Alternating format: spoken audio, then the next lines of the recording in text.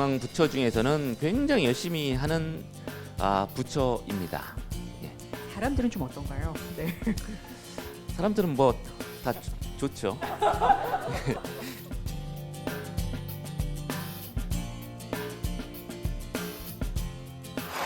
기획재정부 간부님들은 이거 들으면 안 되는데 이거 꼭 밥 먹을 때 일 얘기를 해. 근데 또 밥 먹을 때 일 얘기를 한다고 일이 딱히 잘 되냐? 진짜 그건 전혀 아니야, 전혀 아니야. 그래서 제 신조가 누구랑 먹느냐가 중요한 게 아니라 뭘 먹느냐가 중요하다, 제 신조.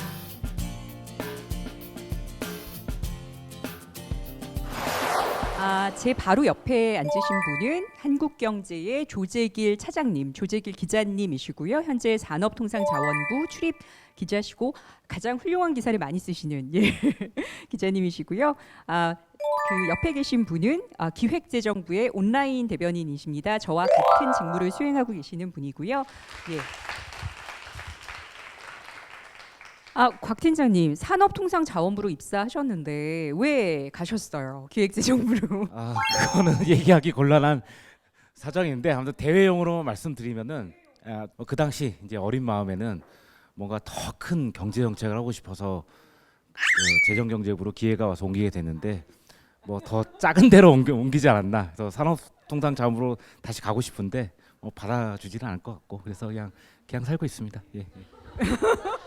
얘기가 나온 김에 오늘 사실 모신 중요한 이유 중에 하나인데 경제부처의 굉장히 큰 두 축이라고 할 수 있습니다.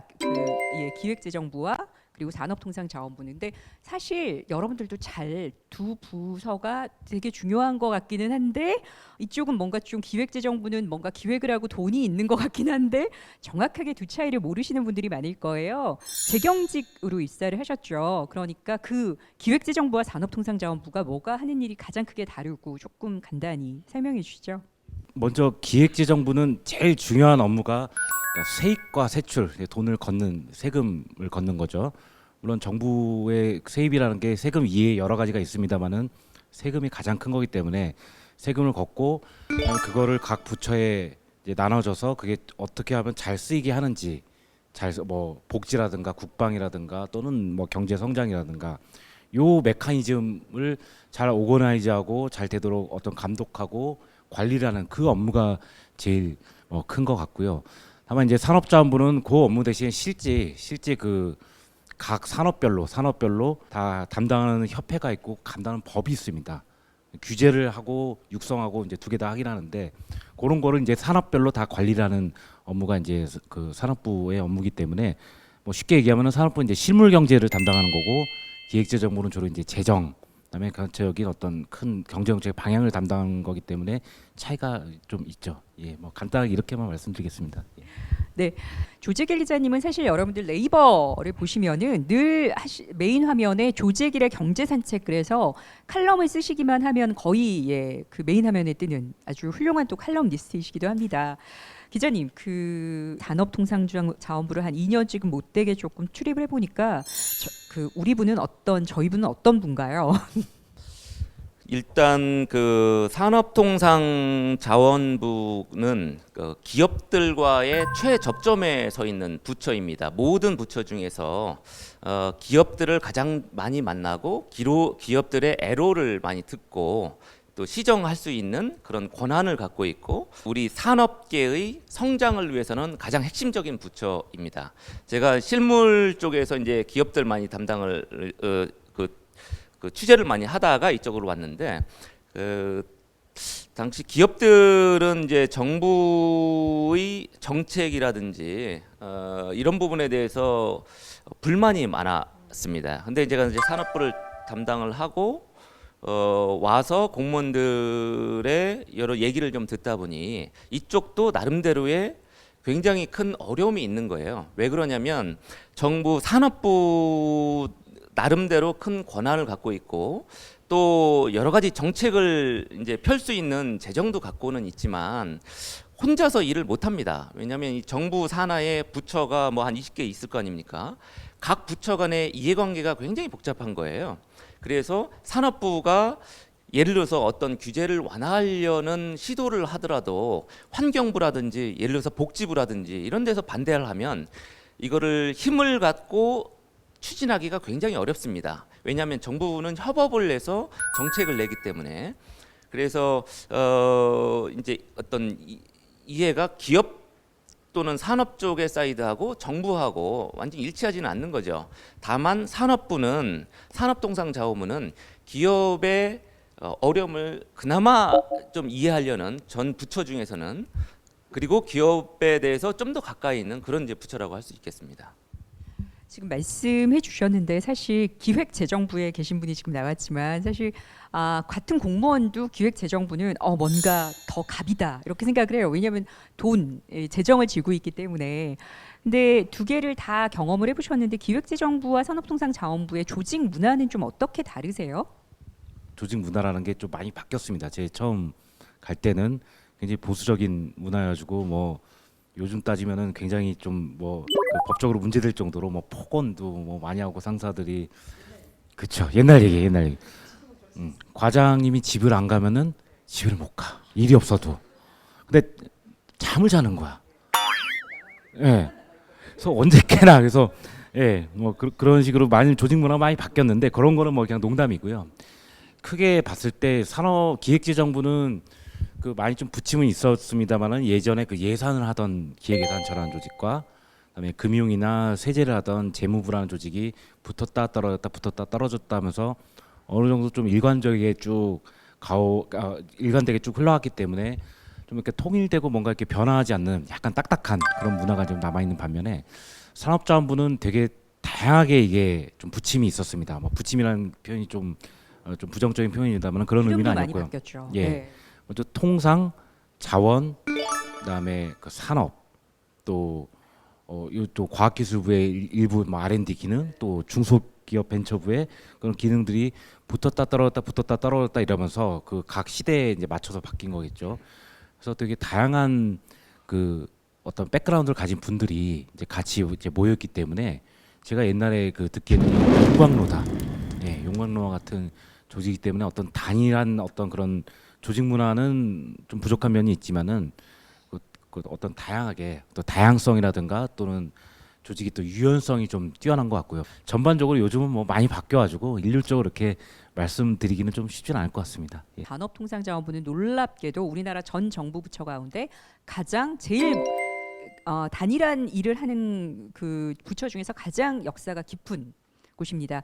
1949년에 상공부를 출발했기 때문에요. 가장 제일 먼저 된 부처 중에 하나고요. 또 놀랍게도 최초의 장관께서 여성 장관이었습니다. 지금도 사실 뭐 여성 장관 30% 할당제가 있을 정도로 아직도 그런 게 있는데 무려 1940년대에 최초의 여성 장관을 배출한 아주 선진적인 저이기도 하고요. 공무원들이 좀 산업통상자원부 공무원들이 어떻던가요? 많이 유연한가요? 경직됐나요? 답답한가요? 일은 잘하나요? 공무원들을 단적으로 비교를 하자면 그 지방자치단체에도 똑같은 공무원들이 있습니다. 그런데 이제 저희가 취재하다가 한 5시 한 50분이나 6시쯤 전화하는 경우들이 있어요. 그래서 지자체에 이제 전화를 하게 되면 죄송한데 그 혹시 내일 다시 전화 주시면 안 되겠습니까? 이럽니다. 지금 퇴근해야 되거든요. 이렇습니다. 6시가 퇴근 시간이니까. 근데 산업부나 이제 어떤 그 중앙부처 공무원들한테 6시쯤 전화하면 우리 담당 과장님 잠깐 자리를 비우셨는데요. 이렇습니다. 그러니까 저녁 드시러 가셨습니다. 다시 통화하려면 7시 정도 전화하면 다시 통화할 수 있다. 이런 답변들이 여러 번 있거든요. 그리고 세종시에 가게 되면 보통 8시, 9시에도 산업통상자원부 건물이 전체적으로 불 꺼진 데가 많지 않습니다. 그래서 밤에도 이제 불 켜놓고 많이 일을 합니다. 중앙부처 같은 경우에. 그리고 그 산업부가 워낙 이슈가 많습니다. 일이 많고. 예를 들어서 이제 우리 국가의 에너지 문제, 뭐 탈원전도 그렇지만 전기 요금이라든지 이런 것도 다 산업부가 하고요. 또 어떤 규제 완화라든지 또 통상 요즘에 이슈가 굉장히 많지 않습니까? 이런 것들을 다 하다 보니 중앙 부처 중에서는 굉장히 열심히 하는 부처입니다. 사람들은 좀 어떤가요? 네. 사람들은 뭐 다 좋죠. 일률적으로 평가하기는 어렵고. 아까 기자님이 막 나 얘기 도중에 욕해도 돼요? 막 이러셨는데 욕해도 돼요? 그거는 편차가 다 있습니다. 이게 우리가 살다 보면 많은 사람들을 만나고 교수님들도 뭐 좋으신 분 있고 학점 안 주시는 분도 있고 또 뭐 좀 이상하게 평가하시는 분도 있지 않습니까? 그러니까 기자들이 가장 좋아하는 분은 설명을 잘 해주면서 핵심 정보를 사실은 다 주기는 어렵습니다. 그러니까 우리가 수시로 만나죠. 만나가지고 얘기할 때마다 뭐 특종 하나씩 주면 그거는 국가적으로도 그렇게 바람직하지는 않죠. 정보가 미리 다 나간다는 거는.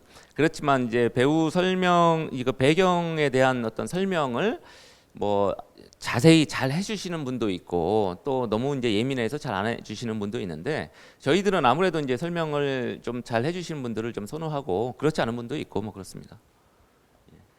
이게 이 돌진을 해야 되는 사실 부서거든요. 지금 말씀하셨지만 이렇게 규제를 하는 부서가 있는 거고 환경부처럼 이렇게 뭘 하려 그러면 그거는 이러니까 안 되고 이렇게 규제를 성격 자체가 부처의 성격 자체가 굉장히 규제를 하는 성격의 부처가 있는 반면 산업통상자원부는 하나같이 전부 다 어쨌든 개척을 하고 뭔가 통상도 그렇죠.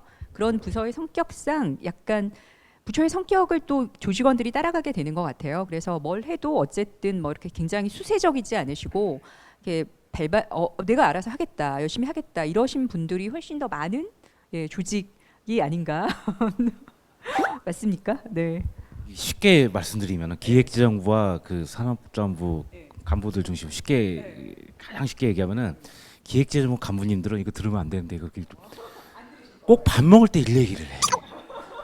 밥 먹을 때 일 얘기를 해. 그치. 근데 산업부 간부님들은 열심히 일하다가 밥 먹을 시간 됐네. 밥 먹으러 가자 하면은 일 얘기를 안 해. 그러면서 밥 먹고 딱 와서는 일 얘기를 해. 예. 근데 또 밥 먹을 때 일 얘기를 한다고 일이 딱히 잘 되냐? 그건 전혀 아니야. 그래서 제 신조가 누구랑 먹느냐가 중요한 게 아니라 뭘 먹느냐가 중요하다. 제 신조는. 왜요? 음식에만 집중해야지 스트레스를 덜 받거든. 그렇게 그런 문화 차이가 좀 있다는 건데 이것도 뭐 극명한 차이가 뭐 그런 것 같습니다. 너무 재밌는데. 제가 산업통상자원부 와서 조금 놀랐던 게 여기 보도 자료가 너무 많습니다. 너무 많아요. 왜냐하면 이게 제일 산업통상자원부의 가장 큰 세 가지가 이제 산업통상자원 아니에요. 그죠? 그 중에서 통상 같은 경우에는 해외 나가서 이제 협상을 하거나 FTA 협상을 한다거나 뭐 여러 가지 이제 그런 현안들이 한밤중에 끝날 경우도 많이 있어요. 그래서 밤에도 이제 보도 자료가 오거나 뭐 사진이 오거나 그 쉴 새 없이 쏟아지는 보도 자료가 굉장히 많은 자료. 왜냐하면 산업통상자원부 산하에 또 공기업들이 한 50여 개 됩니다. 큰 공기업들이 잘 아시는 뭐 한국전력이나 또 뭐 코트라나 그렇죠. 기자님도 너무 힘드시죠. 이 너무 산업통상자원부의 영역이 너무 광대하고 이슈가 너무 그렇죠. 넓어서 그죠. 끝도 없죠 사실. 그리고 끊임없이 새로운 일이 터집니다. 산업통상자원부는. 왜냐하면 영역이 워낙 넓다 보니까 어디서 뭐 어떻게 터질지 모르는 거죠. 한일 갈등이 이렇게 산업적인 우리 충격을 굉장히 큰 충격을 가져올 것이고 이게 단기간에 끝나지 않습니다. 굉장히 장기화되면서 우리 양쪽 국가 리더십에 사활이 걸린 문제이기 때문에 양보하기가 쉽지 않습니다. 양쪽이 다. 그러면 그 과정에서 우리 기업들은 굉장히 큰 어려움을 겪을 것이고 그 기업들의 어려움을 대변해야 되는 산업통상자원부도 굉장히 곤란한 상황이죠. 현재 앞으로도 곤란할 것이고. 지금 일본 때문에 직격탄을 맞으셨어요. 다음 주 휴가신데 지금 맘 편히 못 가실 것 같다고. 휴가 반납을 할까 지금 고민을 하고 있는데. 장관님은 이미 반납하셨습니다. 저희 장관님은. 예. 그 주무부처를 출입하고 계시는데 맘 편하게 가실 건가요? 고민입니다. 기자님은 어떻게 이겨내셨는지 좀 꿀팁을 주셔야지 이분들도 산업통상자원이라는 굉장한 바다에 지금 헤엄치셔야 되는데. 기자는 기본적으로 제너럴리스트입니다. 그러니까 본인이 전문가일 필요는 없어요. 본인이 전문성을 발휘하는 분야는 글 쓰는데 전문성을 발휘하면 됩니다. 아이템을 고르고 글 쓰는데 전문성을 발휘하면 되고 그 사안에 대해서 전문가일 필요는 없습니다. 근데 지금은 점점 더 전문성이 중요해지는 추세예요. 그래서 기자 안에서도 전문 기자들이 지금 생기고 있고, 젊을 때는 제너럴리스트적인 이제 전반적 어떤 아이템을 갖다 줘도 바로 기사로 소화할 수 있는 능력을 키워줘야 되기 때문에 그런 시스템이 필요하지만, 전문성을 결과적으로는 사회 어떤 분야에서도 전문성 키워주는 방향으로 가는 게 맞다고 생각합니다. 자, 어지간히 조금 뭐 완벽하진 않지만 그래도 조금 궁금증이 풀리셨을 것 같고요. 그래서 한 분씩 제가 궁금한 게 많아서 일단 질문을 여러 개 드리고 싶었는데 두 개만 드리자면, 첫 번째로 그 실제로 기자님께서 취재를 하실 때 인터뷰를 어디서 혹은 그리고 어떻게 시작하시는지, 또 진행을 어떻게 하는지 너무 궁금하고요. 두 번째로는 그 산업통상자원부와 그 기획재정부에서 4차 산업혁명을 어떻게 바라보시는지 관점을 얘기해 주시면 감사하겠습니다. 이렇게 어려운 질문을, 예, 그 질문에 확실한 답을 하면 제가 여기 안 있고 저기 실리콘밸리에 있을 것 같은데요. 그래서 근데 이게 뭐 4차 산업혁명이라는 어떤 용어 자체가 중요하다기보다는 이번 뭐 일본 수입 규제 사태에서 보듯이, 그러니까 우리가 기존에 이제 계속 우리나라를 성장을 뒷받침했던 산업들, 뭐 K-팝 이런 것까지 포함해서 그런 것들이 뛰어넘는 뭐가 이제 우리가 필요하다. 뭐 구체적으로 나와야죠. 뭐 이제 메모리가, 우리가 반도체는 메모리가 강사인데 비메모리가 사실 돈을 더 많이 버는 거, 비메모리라든가 또 AI 뭐 그런 쪽이라든가, 저는 뭐 전문가 아닙니다만은, 그러니까 4차 산업혁명의 용어 자체보다도 기존에 우리가 먹거리로 가져왔던 거에 플러스 알파로 도약하는 걸 하지 않으면은 우리는 더 여기서 성장을 할 수가 없는 거 아니냐, 그런 위기 의식이 4차 산업혁명이라는 모토를 자꾸 내세우는 이유라고 생각하고요. 그래서 그 부분이 제일 중요한 것 같습니다. 그래서 산업부는 뭐 여태 연구라든가 뭐 과기부가 R&D를 하긴 합니다만은, 그런 육성하는 거를 발굴해내고, 기획재정부는 뭐 세제나 어떤 예산 지원을 통해서 그 산업을 육성되도록 좀 잘 이끄는 거, 뭐 그렇게 저는 보고 있습니다. 예, 굉장히 어려운 질문이에요. 예. 사실 이럴 수 있어요. 여러분들 같은 경우에는 진짜 생전 처음 이제 취재 활동도 하시고 또 쓰시다 보면 이럴 수 있어. 보통 인터뷰가 필요하다고 판단되면 현장을 갑니다. 기자는 무조건 현장에 있어야 되고요. 현장을 가야 됩니다. 그래서 뭐 사건이 발생하면 현장 가는 건 당연한 거고, 인터뷰하려면 인터뷰를 그 대상이 있는 쪽으로 가서 우리가 진행을 하고요. 근데 이제 뭐 막무가내로 가지 않고 사전에 연락을 해서 시간 약속 잡고 다 하는데, 그러지 못하는 경우가 있죠. 그럴 때는 이제 우리 뭐 녹음기 같은 거 다 챙겨가서, 그러니까 상대방이 원하지 않는 인터뷰를 진행해야 될 경우에는, 그래서 이제 요즘에는 핸드폰 녹음 기능이 다 있으니까요. 예, 보통 녹음을 대부분 합니다. 인터뷰를 할 때 필수적으로 합니다. 국민 기자단으로 이제 처음 기사를 쓰게 되는데, 이제 기사를 쓸 때 이것만은 피해라 하는 그런 반면교사의 예시가 있다면 들려주셨으면 좋겠습니다. 국민 기자단이면 이제 아까 말씀하셨듯이 글을 쓰는 거잖아요. 아이템 찾고. 그러면 이제 국민 기자단으로서 우리 이제 산업부와 국민에게 도움이 돼야 될 텐데, 그런 도움이 될 만한 아이템이라면 좀 생활 밀착형 이런 아이템이면 될 것 같아요. 왜냐하면 기존 기성 언론에서 잘 다루지 못하는 것들, 지면의 한계 때문에 잘 다루지 못하는 것들이 뭐 그런 겁니다. 예를 들어서 전기 요금, 그 겨울철에는 이제 뭐 석탄, 뭐 에너지 바우처를 이제 그 다른 식의 에너지 바우처들을 다 발급을 해왔습니다. 기부전에 어떤 그런 거라든지, 이제 기존 언론에서 못 다루는 것들을 아이템을 발굴해서 적극적으로 알리는 것들은 우리 국민 기자단이 해주면 좋지 않을까, 뭐 이런 생각이 좀 듭니다.